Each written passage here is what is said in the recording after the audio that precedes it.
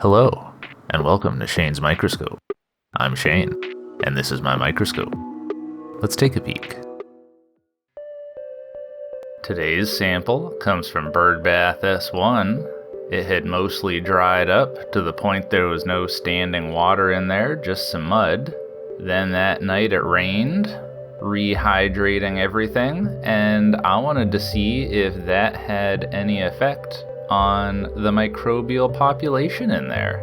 Let's check it out. Under the microscope, oh, there's something moving around there. This looks to me like a paratrich that has come off of its stalk. I don't know what kind this is. It doesn't look like an operculariid, maybe a vorticellid, but interesting.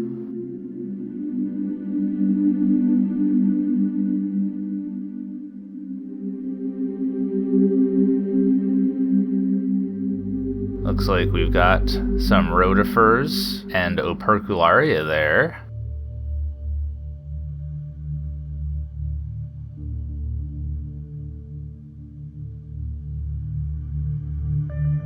We can tell from the orange eye spots that this humongous rotifer is of the genus Phylodina. That is a big duber.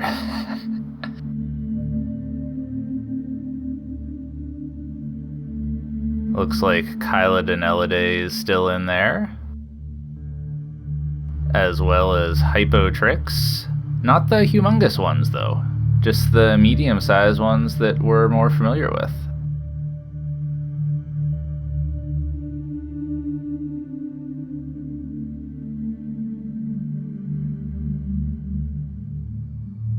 This appears to be a euglenoid in the family Paranemidae, which I believe comes from the Greek paras for end or extremity and nema for thread. I think that's a pretty clear reference to that flagellum.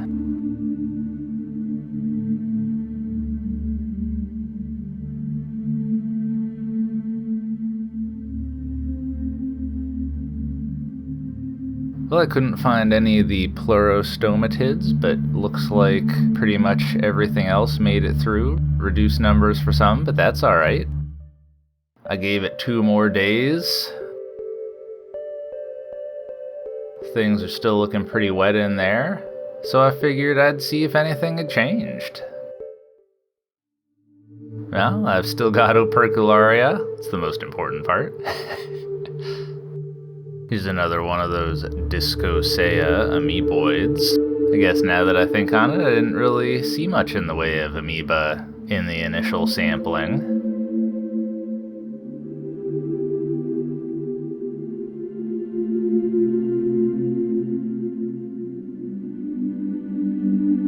I do enjoy watching those operculariids.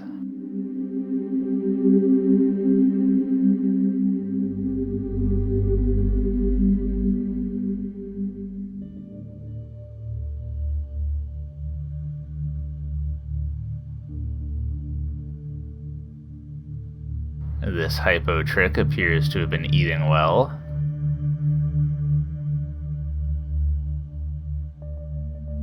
And look at this. I had difficulty figuring out quite what I was looking at. I mean, the green cells look to be a chlorophyton algae, but there are these very small flagellated things around them. They seem too small to be protozoa, but too energetic to be bacteria. You can see their little flagella there. Interesting.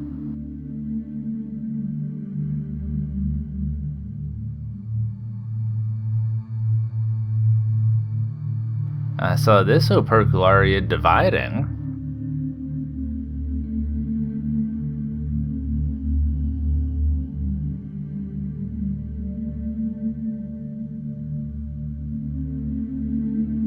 It looked like it was pretty early in the process. Seemed like the macronucleus was still in one piece, and it was just starting to divide at the top.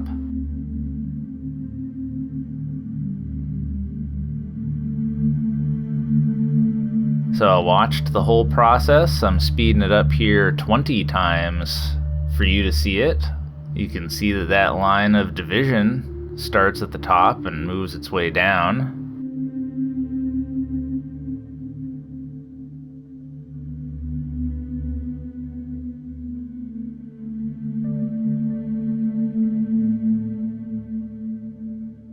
Zoomed out so I could get a better depth of field and keep a better eye on both zooids.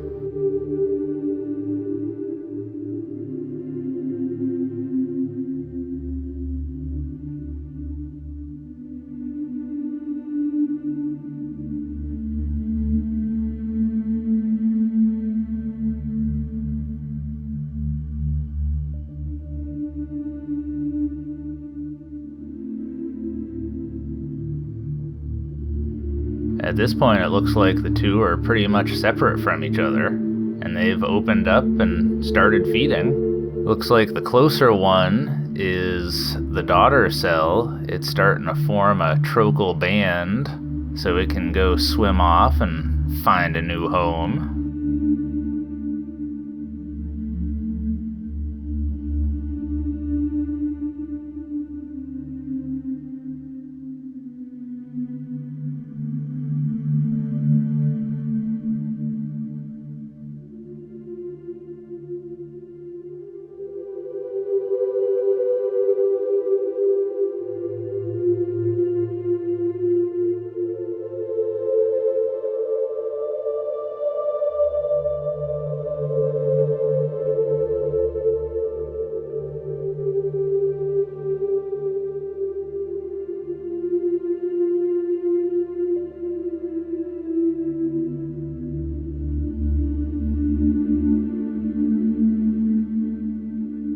Yep, it's getting ready to go soon. You can see over there on the right, the water had started to evaporate, so that's a air bubble moving in.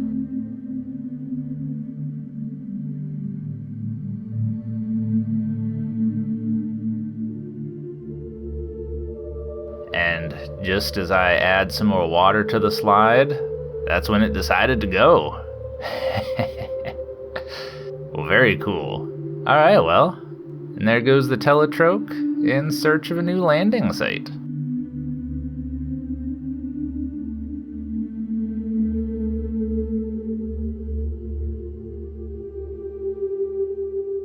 Alright, well, I'm glad we had another look in there, got to see some cool stuff, got to watch an opercularia divide. Very nice. Alright, well, I think we'll leave it there for the day. Thanks for having a look with me. Until next time, keep on peeking.